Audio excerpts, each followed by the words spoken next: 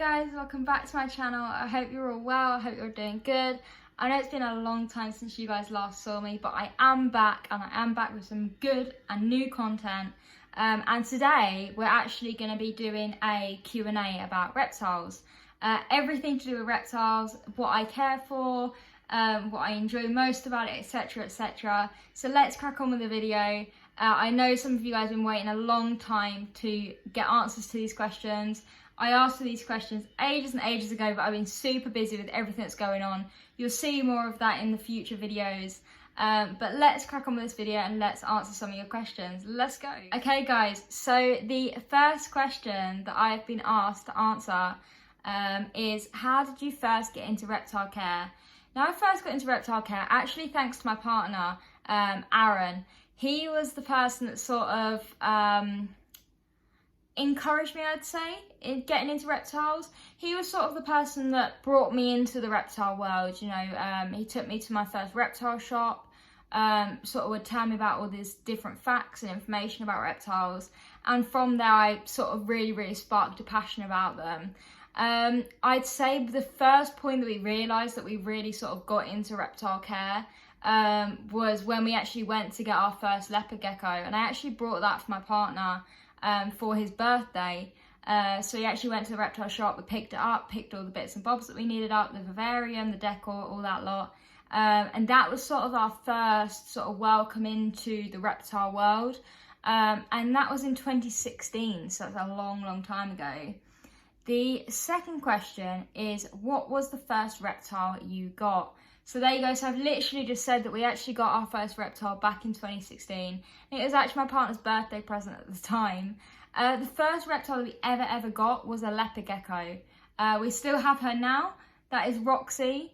And in fact, our first leopard gecko that we ever got has actually had 4 clutches this season of eggs. So she's literally just laid her 4th one yesterday evening. So they are in the incubator ready to go.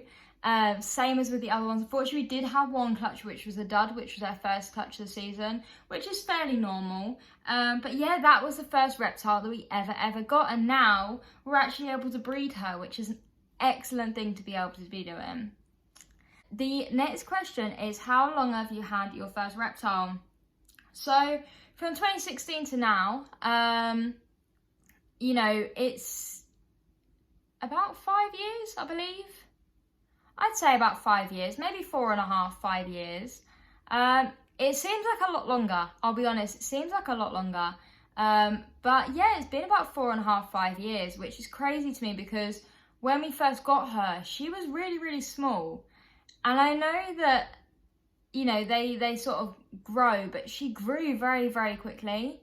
But honestly, I wouldn't change it for the world. She's like, oh, I just love her so much. How many reptiles do you currently own? Okay, I believe it is, I know it's above 25. I think we're hovering around 26, 27 at the minute. What is the most challenging reptile to care for? Okay, so in respect to this, they all have their own challenges and they all have their own needs and all that lot. I'd say overall, the one that sort of hit us the newest, that we've not really had any information about until we personally researched ourselves, was actually one of the iguanas that we recently rescued. So they were given to us by a friend, and that definitely threw us off a bit. I think when you look at a leopard gecko next to an iguana, they are very different, but very similar. And I think in respects of maintenance, yeah, she's definitely one of the ones where at the minute, we are in the process of actually redoing her enclosure, so it will get easier, but definitely found that she was the one that sort of shook us to our core a little bit more and made us sort of think about how we're going to care for her and what she needs, etc. What is your favourite thing about owning reptiles? I'd say my favourite thing is the rewards of looking after an animal. I think with any animal, you find that you're rewarded with, whether that be with eggs, whether that be with just general care. Obviously, we started off keeping them as pets, and that was, you know, our initial idea, and then went through to breeding. We actually currently breed leopard geckos and we're in the process of going into breeding ball pythons. So it's kind of one of those that, for me, it's just the general idea of being able to care for this reptile and have ultimately like dinosaurs in your home, because that's the way that we look at them, as though they are living dinosaurs. You know, they are sort of the remnants of when dinosaurs existed, if that makes sense. What is your dream reptile to own? I would say my dream animal overall would probably be something along the sides of either a sloth or I'm gonna say a sloth, because it's the first thing that comes to my mind. I know it may seem like I'm like copying Brian Barczyk a little bit, but seeing him with his sloth, it just makes me so happy. There's probably other animals that I would say if I had more time to think about it. But yeah, off the top of my head, I've got to say a sloth.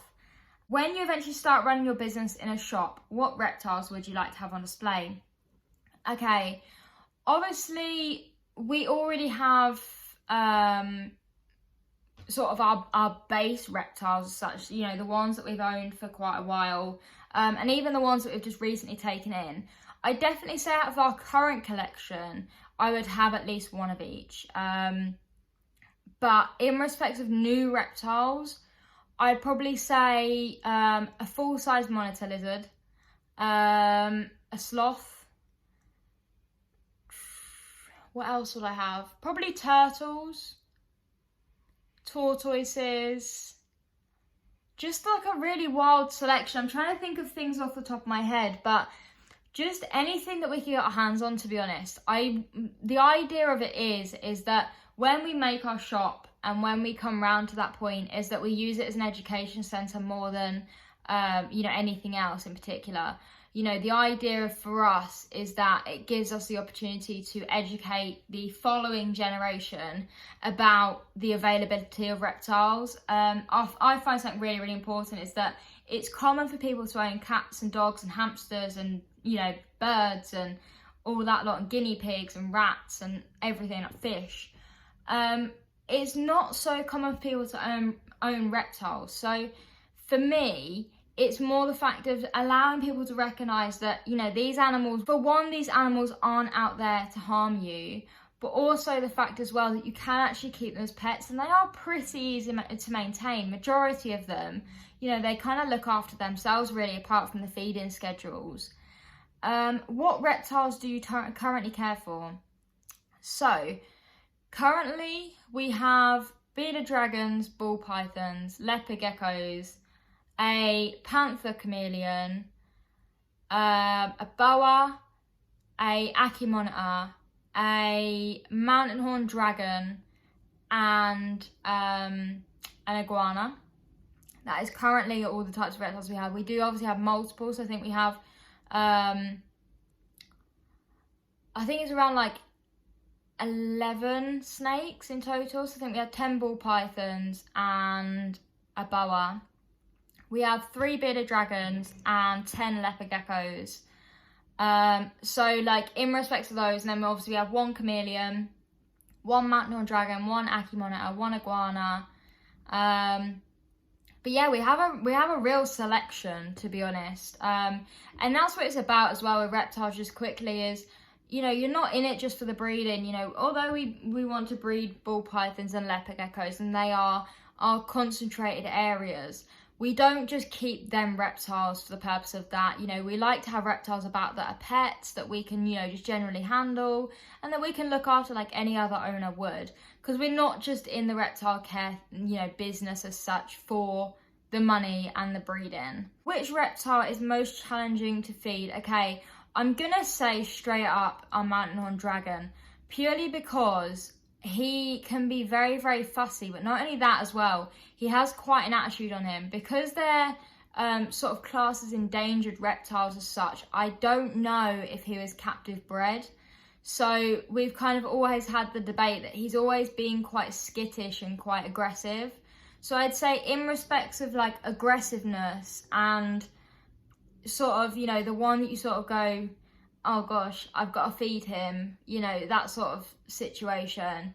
I definitely say it comes down to the mountain horn dragon. It's not that he's a pain, we love him to bits, you know, we wouldn't change him for the world, but he can be, you know, quite aggressive sometimes and sort of make you jump. What is your favourite overall reptile?